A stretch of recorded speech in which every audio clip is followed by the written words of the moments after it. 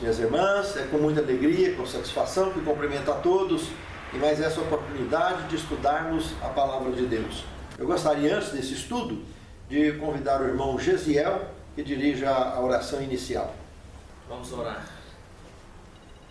Eterno Deus, que estás na altura dos céus, nós agradecemos a Ti pela oportunidade que estamos tendo aqui agora de reunir em Teu nome para, assim, refletir na Sua Santa Escritura. Amém. Buscar de Ti, então, luz, para que, assim, o Espírito Santo, a verdade, nos ajuda a compreender e superar, então, esse bombardeio de informações que existe por aí no dia a dia de maneira positiva. Amém. Seja com esses momentos que se segue, seja com o Rafael, seja com quem realmente está nos ouvindo também, abençoando a vida de cada um, é o que rogamos em nome de Jesus. Amém, Senhor. Amém. Na aula 37, que nós tivemos, na anterior, nós abrimos o tema O Milênio, parte 1. Nós vimos que para acionar esse período apocalíptico, no capítulo 20, do verso 1 em diante, que trata então do milênio, o que vai acionar esse período é a última grande crise, que se passará sobre a face da terra. A última grande crise, segundo o conteúdo das profecias, será acionado pelo decreto dominical. A maioria das igrejas cristãs da face da terra já guardam e ensinam a guarda do domingo. O sábado, na realidade, na maioria das nações da terra, é opcional. Quem é adventista ou quem é judeu, guarda. Batista do sétimo dia, guarda. Dentre outros poucos que também guardam. Mas é uma quantidade muito inexpressiva comparado com o resto da cristandade. Vimos que então, essa última crise que vai envolver esse sinal da besta, que é o domingo, uma vez que vimos na Bíblia que o sábado é o sinal de Deus, então isso é incontestável, não tem como fugir disso. Vai acontecer a última crise. Mas uma coisa que eu queria chamar a atenção aqui, e eu tenho batido nas últimas aulas sobre esse tema, nós estamos enfrentando ainda a crise do vírus chinês que se abateu sobre o mundo. De todos os vírus que vieram lá da China, esse é o mais fraco em poder de letalidade. Mas foi tão bem engendrado com a articulação política comunista internacional, usando de maneira poderosa a mídia a seu favor, as potestades da maldade que vem fortalecendo a China e as demais nações da face da terra ligadas ao comunismo internacional, conseguiram, com um trabalho muito bem articulado de terrorismo de mídia, quase que parou com o mundo completamente. Não consta na história do planeta Terra um dia em que o planeta parou dessa forma, com medo de um vírus ou de uma doença qualquer. Já tivemos doenças que dizimou com a face da terra, como foi a peste negra, como foi a peste espanhola, que nós também tivemos por ocasião da Primeira Guerra Mundial, mas ali teve o vírus letal, nessas duas crises que tiveram, tanto da peste negra quanto da peste espanhola. O caos gera angústia. Angústia severamente compromete a fé. Nós estamos falando do Filho de Deus, que lá no Getsêmani ficou em profunda angústia e pediu que, se possível, afasta de mim esse cálice. Mas como ele tem um nível muito elevado e puro de fé, entretanto, não seja como eu quero, mas como tu queres. E ele foi fortalecido na sua fé. Mas a maneira com que nós estamos vendo a obra de Deus praticamente parada é assustador. com um vírus que não tem um teor de letalidade muito alto.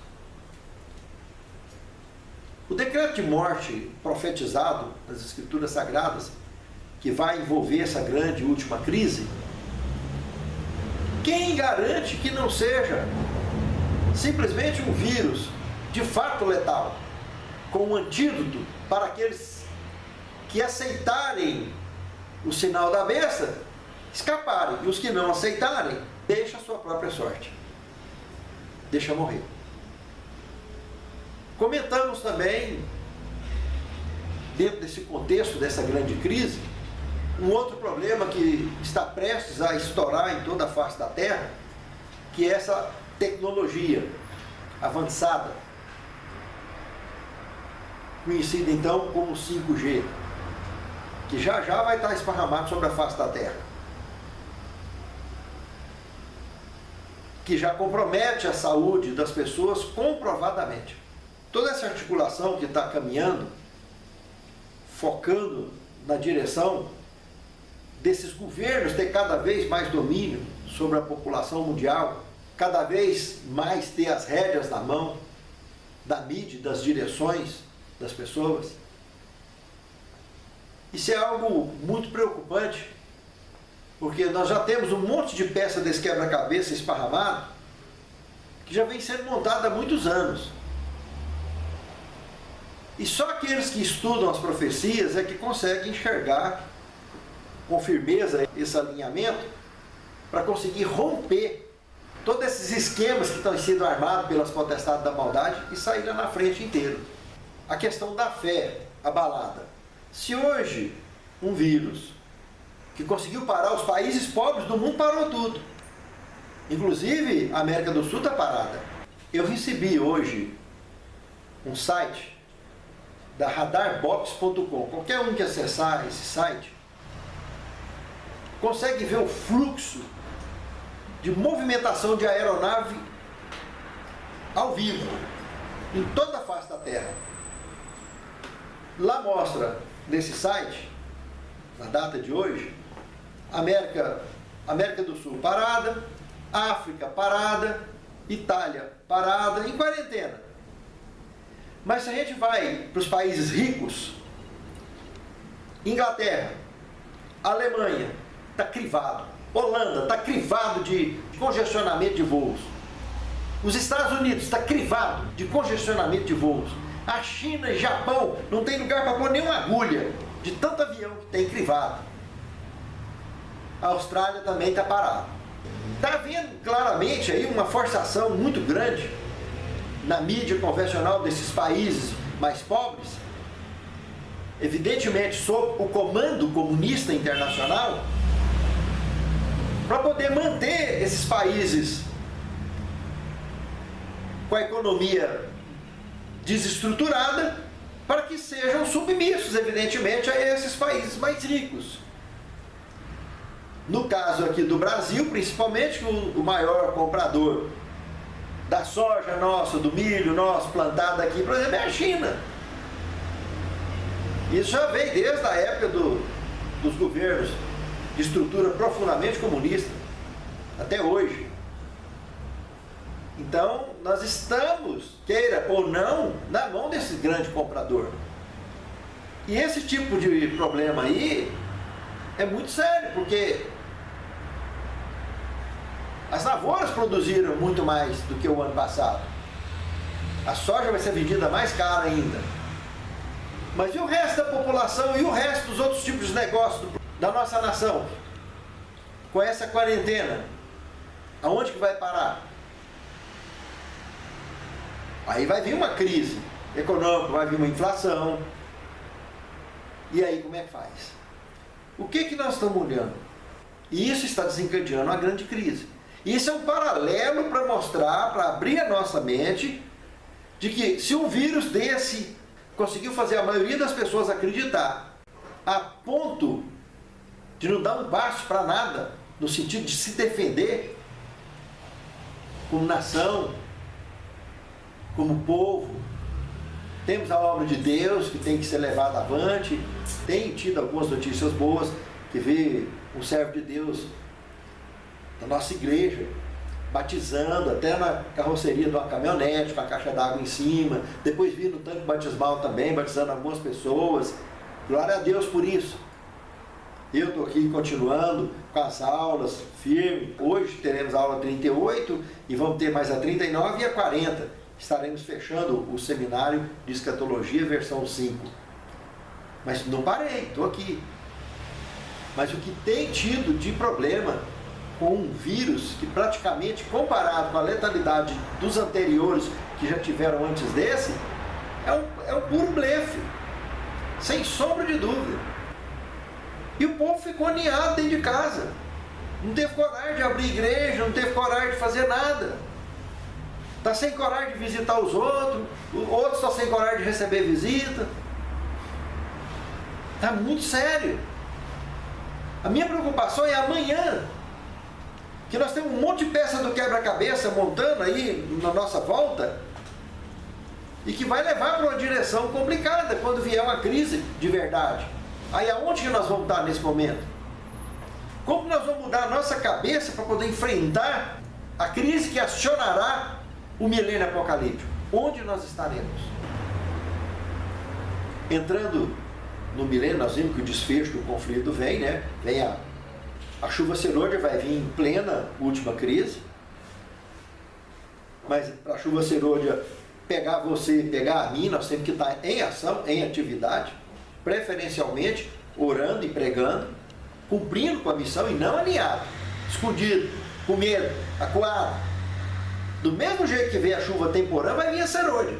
A chuva temporã veio sobre os discípulos, sobre os 120 que já tinha batizado, justamente porque eles estavam todos reunidos. Os 120 mais os 11. Eles estavam reunidos e sendo perseguidos. E abriram o peito à pregação do Evangelho. E venceram a crise. Lutaram contra a crise. Cumpriram com a missão. A missão do ID que Cristo deixou com eles. Depois que Jesus foi embora, deixou essa missão e eles não quietaram não. Partiram para pregar. Samaria, Judéia, com o propósito de ir até os confins da terra. Daí a chuva temporã chegou, pegou todo mundo. Aí cobriu de poder a igreja para levar o Evangelho avante. Hoje a chuva serôdia vai vir nas mesmas e exatas circunstâncias. Só que, do mesmo jeito que estava tendo perseguição lá naquela ocasião, vai estar tendo também. Aí nós mudamos a nossa cabeça, nós refletimos em tudo isso. Nós vimos na aula passada que o alto clamor sai dela como o meu. Tem que sair dessa condição babilônica. Porque a cabeça da maioria absoluta está comprometida nessa quarentena que não deveria estar acontecendo da forma que está acontecendo. Grupo de risco, tudo bem, tem nada contra, isolar, tudo, beleza. Isso é o que deveria estar sendo feito. Mas isolar a população toda, parar a obra de Deus na face da terra, diante de Deus, alguém vai ter que responder isso. Esses que estão coniventes com essa obra sendo parada. Porque em alguns lugares na face da terra não parou não. Mas aqui na América do Sul está parado. Em várias partes do mundo está parado. Mas diante de Deus não tem autorização na Bíblia para parar. Então lá no final, chuva serôdia, alto clamor, explode. A última mensagem de advertência para o povo sair definitivamente desse estágio babilônico e se juntar definitivamente aos verdadeiros escolhidos, com linha de frente, de coragem, para fechar a obra sobre a face da terra. Aí vai fechar a porta da graça, como vimos na aula passada. Aí cai a primeira praga. E é a forma que Deus estará cumprindo com o que Ele disse, de separar o joio do trigo. Vem as feridas, dos pés à cabeça, e ali, quem estiver no meio do povo de Deus, pintado com essas feridas, já sai. Vimos na aula passada que esse é o grande e terrível dia do Senhor, que vai durar exatamente 24 horas. A aula de hoje, a aula de número 38, o milênio, parte 2. A aula que vem estaremos estudando a parte 3. O que acontecerá no desfecho do milênio. Mas hoje, na parte 2, estaremos aprofundando nas 7 últimas pragas.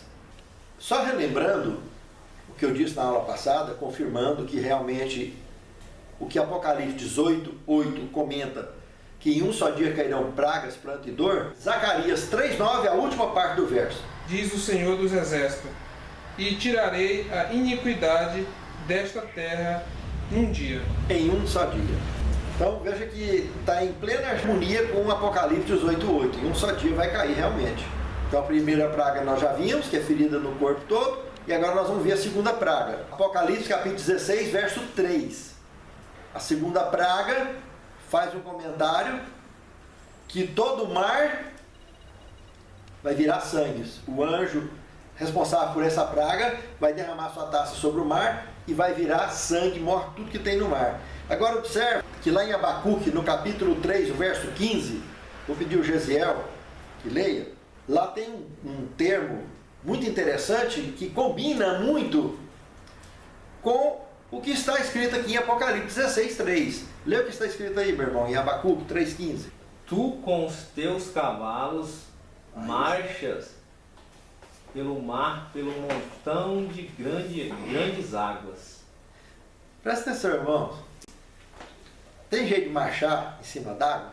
Nós vimos Jesus andar em cima d'água. Mas aí não tem nada a ver com andar. Nós estamos vendo aí um tipo de transporte que estava sendo visto ali, que esses soldados de Deus estavam por cima d'água, passando por cima d'água. Segundo o anjo do Apocalipse, que tem a segunda taça, ele derrama a sua taça onde? No mar. Nós estamos vendo aí que quando estourou a 7ª trombeta, foi a autorização para poder destruir tudo. O planeta estará nesse ciclo de 24 horas caminhando para a sua destruição provisória. Porque vai ter uma destruição plena e absoluta depois do milênio. Nós vamos estar assistindo isso na outra aula. Mas hoje vai ter uma destruição temporária que ele vai passar 1000 anos destruído. E tanto pelo ar, pelo mar, a coisa vai estar desencadeando, essas 7 pragas vai estar atingindo a natureza de tal forma que nenhum ser humano vai estar se atrevendo, está mandando a aeronave para o alto, pegar voo. Nós vamos ver aí que o trem vai complicar muito a situação.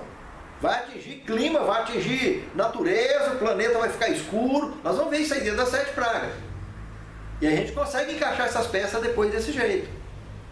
Então, esse tipo de cavalo que anda em cima do mar aí é bem diferente. Nós já sabemos que tipo de cavalo que é esse. Mas dado esses cavalinhos aí, vai estar saindo essas taças na mão desses anjos que estão pilotando esses cavalinhos. Nós estamos falando mar, irmãos. Mar, planeta Terra. 70% do planeta Terra é água salgada. Vira sangue. Aonde tem um servo de Deus, nem o cachorro deles vai mover a língua, como foi nas pragas do Egito, que foram 10. Nós não seremos atingidos por praga nenhuma. Os servos de Deus de verdade vai estar protegido. Outros é sangue e acabou. Terceira praga, Apocalipse 16, de 4 a 7. Lê para nós, Edmilson. Essa tem muitos detalhes importantes. E o terceiro anjo derramou a sua taça nos rios e nas fontes das águas, e tornaram-se sangue. Eu ouvi o anjo das águas que dizia: Justo és tu, ó Senhor, que és e que eras, és santo e santo és, porque julgaste estas coisas, visto como derramaram o sangue dos santos e dos profetas. Também tu lhes deste sangue a beber, porque disto são merecedores.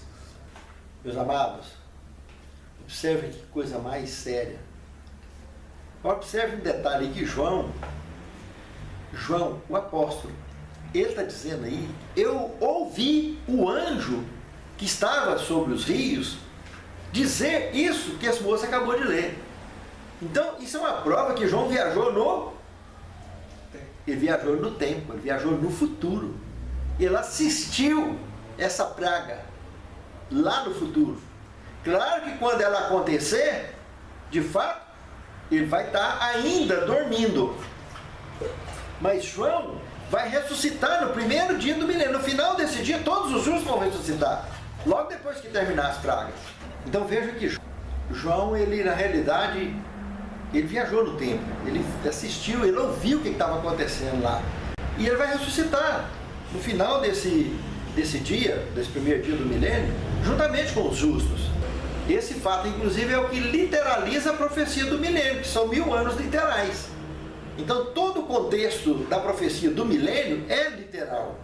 E não tem como misturar literalismo com simbolismo, dentro do padrão teológico conhecido como hermenêutica.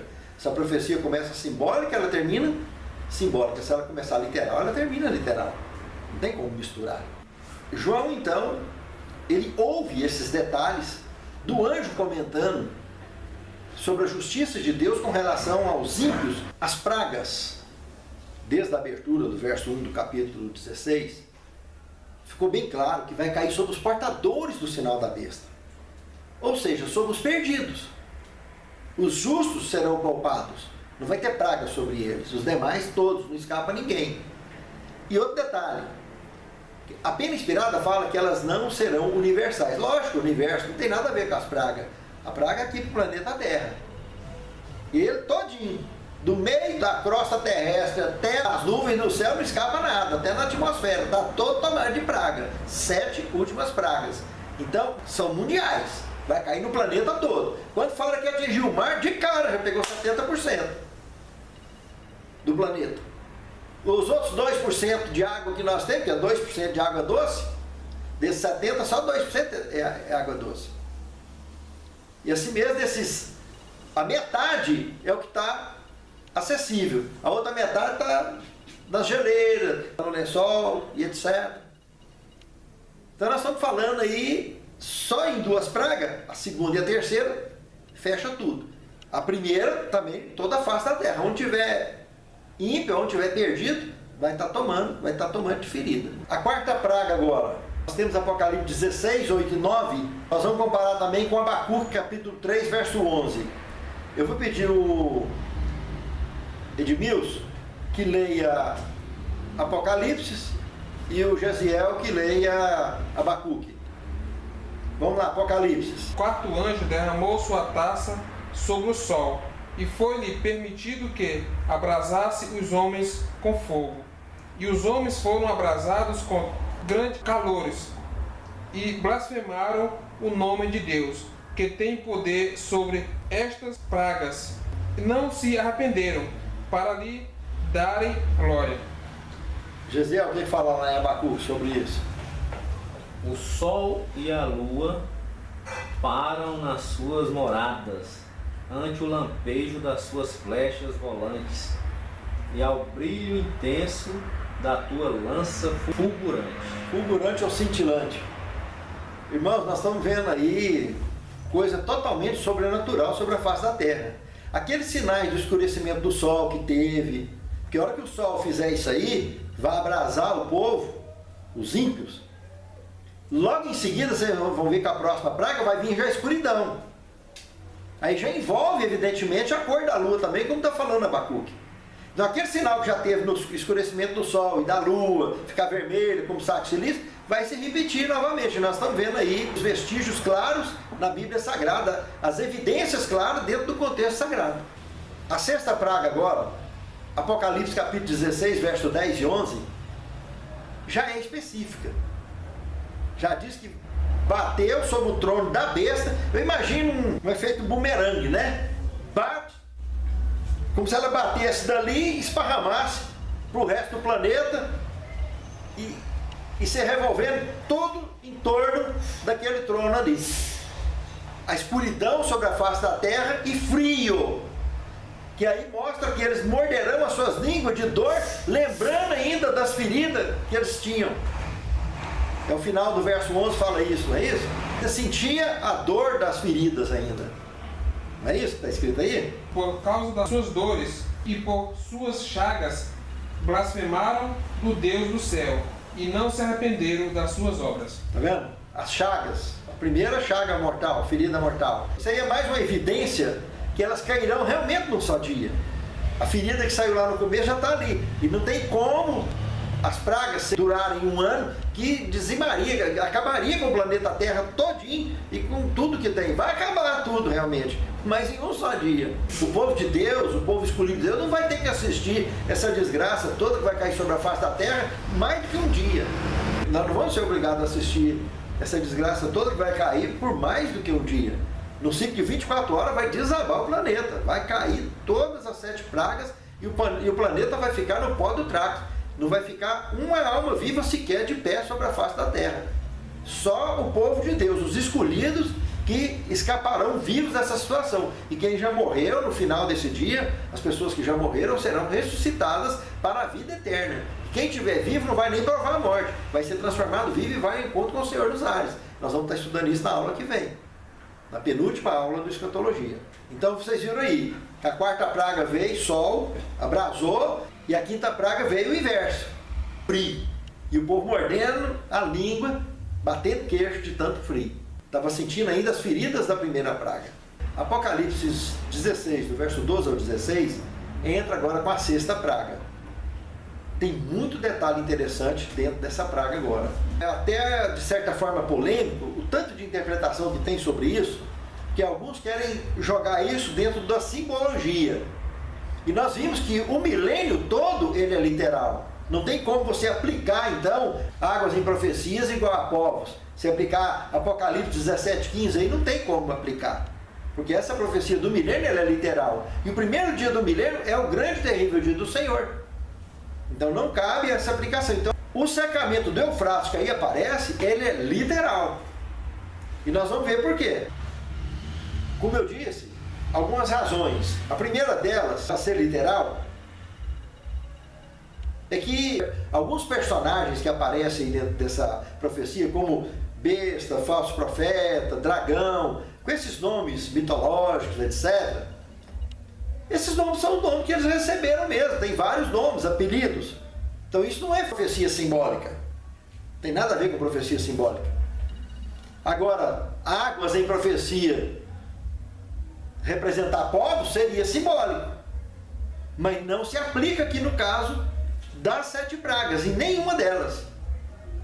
Justamente porque o milênio é literal, então a profecia toda das 7 pragas, do que acontece dentro desse milênio, tudo é literal.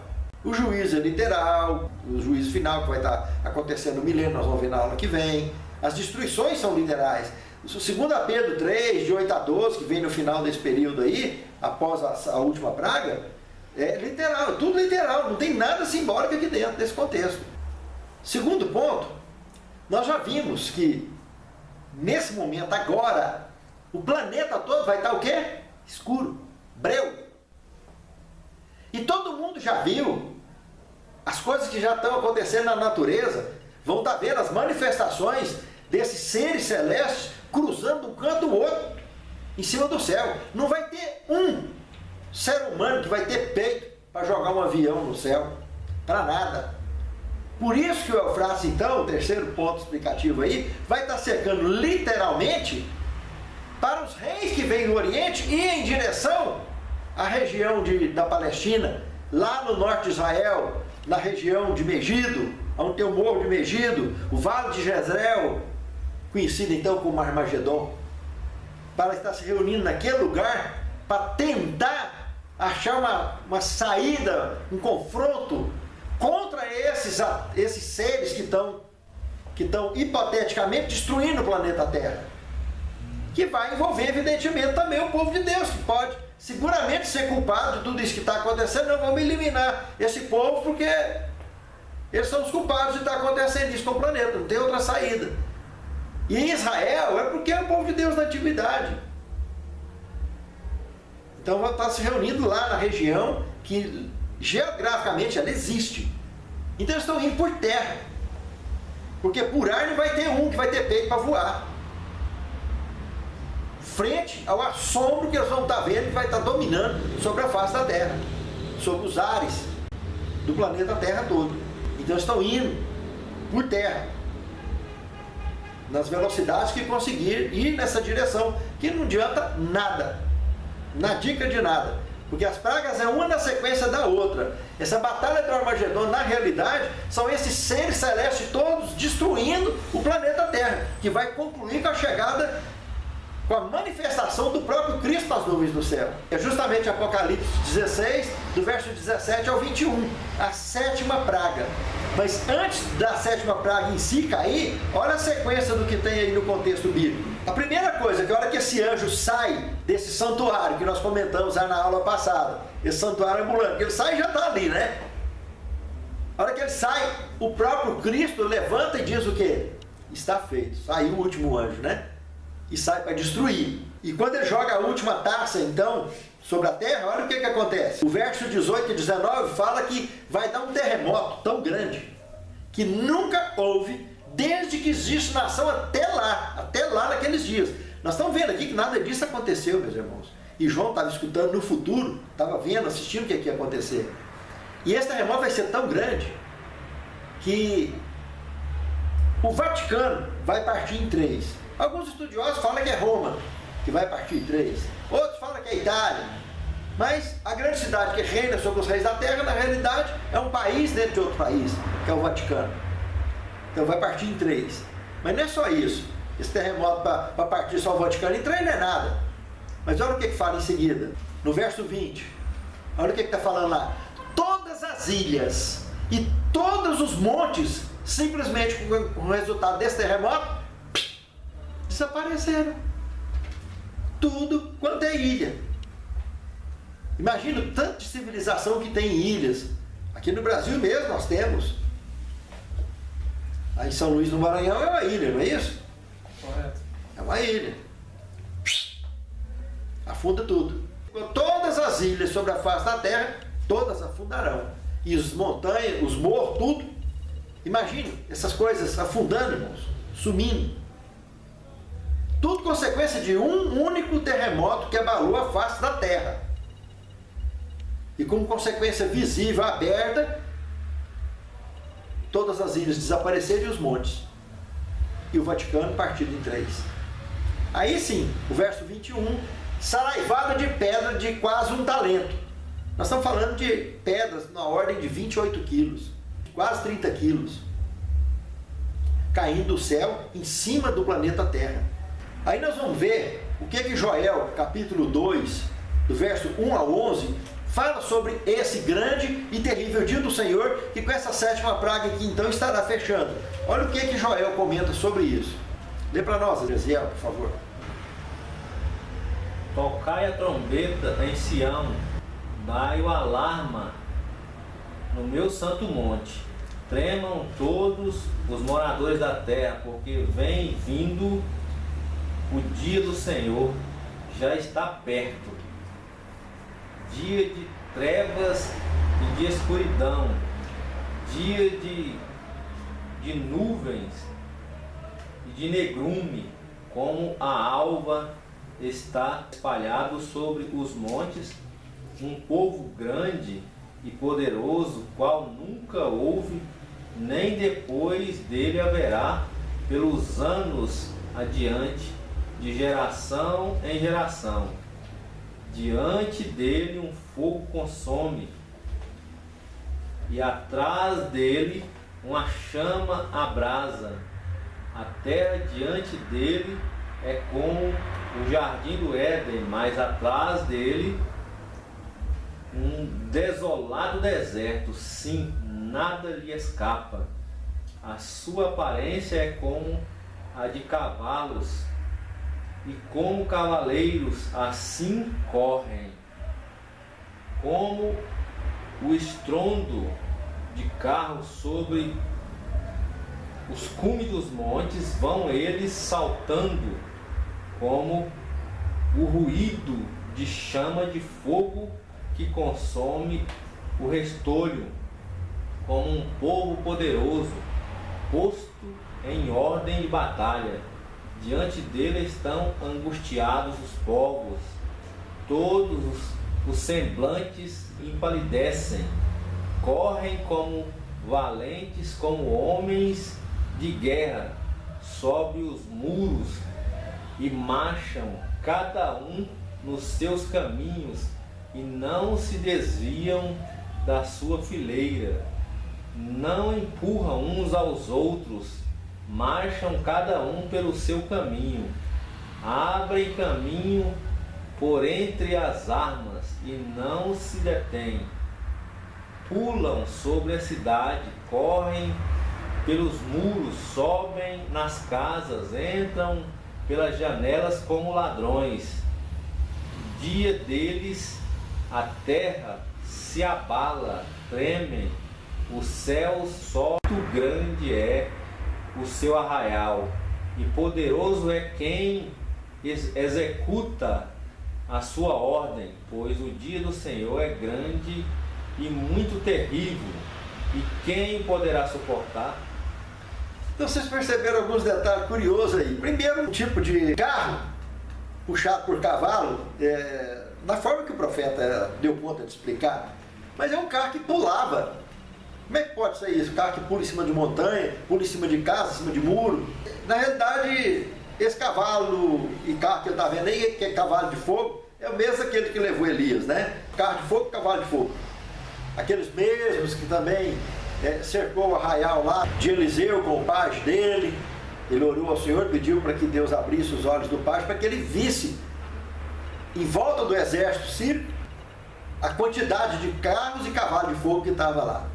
Então esse é o mesmo que o profeta Joel está vendo ali e comentando. Então a gente se lê textos isolados da Bíblia, a gente vê coisa muito simples, né? Como vê lá 2 Pedro 3, de 8 a 13, que amados, não ignoreis uma coisa, um dia para o Senhor é como 1000 anos, mas 1000 anos é como um dia. Mas o dia do Senhor virá como um ladrão na noite, e Ele não quer que ninguém se perca, mas que todos venham a arrepender-se, porque o dia do Senhor virá como um ladrão na noite, no qual os céus passarão com um grande estrondo, e os elementos ardendo se fundirão, e a terra e as obras que nela há se queimarão. Havendo, pois, de perecer todas essas coisas, mas pessoa vos convém ser em santo trato e piedade, preparando-vos e aguardando-vos para o dia da vinda de Deus, no qual os céus passarão com grande estrondo e os elementos ardendo se fundirão. Mas nós, segundo a sua promessa, aguardamos novos céus e nova terra, onde habita a verdadeira justiça. Vocês viram que o que o Joel comentou tem mais detalhes para encaixar junto com o que Pedro comentou na sua visão? Ele comentou que esses carros e cavalos de fogo vinham tão alinhadinhos que um não esbarrava no outro. E eles iam na frente da batalha, que aí no Apocalipse nós vimos que a batalha do Armagedon é o porquê que os reis do Oriente estão vindo em direção ao Armagedon. Então vai ter sim essa batalha. Mas, como eu disse, nenhum servo de Deus vai perder nem um fio de cabelo depois que começou as pragas. Esse grande e terrível dia do Senhor não nasce e não morre ninguém até terminar esse dia. A hora que vencer esse dia, terminar esse dia, no pôr do sol desse dia, vai ser de pôr do sol a pôr do sol, 24 horas. No pôr do sol desse dia, do grande e terrível dia do Senhor, sim, Cristo vai estar se manifestando então, nas nuvens do céu, o céu vai estar abrindo, aí esse fogo definitivo vem e queima, os elementos ardentes se fundirão.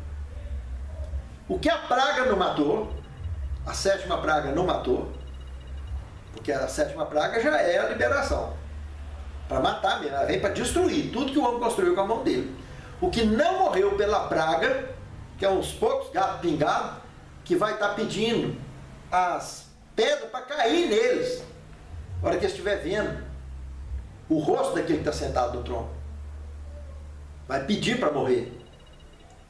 Isso fora o período das pragas todinho, tanto de gente que o tempo todo não vai estar desmaiando de terror, de ver o planeta sendo destruído, em todo sentido. Então nós vimos seres celestes executando juízo sobre a face da Terra, destruindo o habitat do planeta Terra, para ninguém fazer nada dentro desse planeta durante 1000 anos, não ter nada para dentro desse planeta, não ter nenhum tipo de estruturação de mortal natural aqui desse planeta para fazer isso. Nós vamos ver na aula que vem o que vai estar acontecendo durante o milênio. Nós vimos que Satanás, de cara, antes de cair a primeira praga, ele já foi preso, literalmente preso, e ele não vai ter como fazer nada durante o milênio. Ele será literalmente preso, e alguém, evidentemente, ele vai estar sendo cuidado, vai estar sendo alimentado, mas ele vai assistir tudo que ele plantou na história da vida dele. A história do grande conflito, aberto por ele um dia. Declarou guerra contra Deus, e essa guerra vai se concluir depois desse milênio. Ainda não é agora. Agora o planeta será atingido com 7 pragas e vai ser destruído ao final dessas pragas. Cada praga que vem destrói um pouco. Morre um pouco da natureza. Vai liquidando com tudo. Quando chegar na última, então, vocês viram aí o que o Joel falou e o que o João do Apocalipse falou. E o que Pedro falou. Aí elementos ardendo, nós estamos falando de química. Poste derretendo, casa derretendo, carro derretendo, planeta sendo literalmente destruído. Vai ficar uma bola parecendo um abismo. Igual estava lá no Gênesis, capítulo 1, verso 1. E ela sem forma e vazia. E havia trevas sobre a face do abismo. Vai voltar a ficar daquele jeito, parecido com aquele princípio. Aí nós vamos passar 1000 anos no céu, depois volta. Mas nós vamos estar estudando isso na aula que vem. Que Deus abençoe a mim, a você, querido irmão, querida irmã, que naquele grande dia, eu e você, não importa se nós vamos estar saindo dentre os ressurretos, para ir ao encontro com o Senhor nos ares, ou se nós vamos estar sendo transformados vivo. Pelo andar das carruagens, do que está acontecendo no planeta, dá para acreditar que nós estaremos, a nossa geração vai estar assistindo Jesus voltar. Que Deus abençoe a mim e a você. Vamos ficar de pé? Encerrar a oração. Santo Deus, muito obrigado, Senhor, pela certeza que Tu coloca em nossos corações através da Tua palavra e da convicção do Teu Santo Espírito de que Jesus em breve voltará. Capacita-nos, Senhor, a todos nós. Dai-nos coragem, dai-nos vigor, dai-nos sabedoria, dai-nos disposição para cumprirmos com a missão que Tu tem confiado a cada um de nós. Santifica-nos na Tua palavra, porque a Tua palavra é verdade. Que naquele grande dia nós e nossos lares, representados nesta oração, sejam contados dentre aqueles que marcharão para dentro dos portais da Cidade Santa. É o que te suplicamos, agradecidos, em nome de Jesus. Amém. Sempre avante, guerra contra o mal, firmes, fortes, nunca vacilar, com Jesus a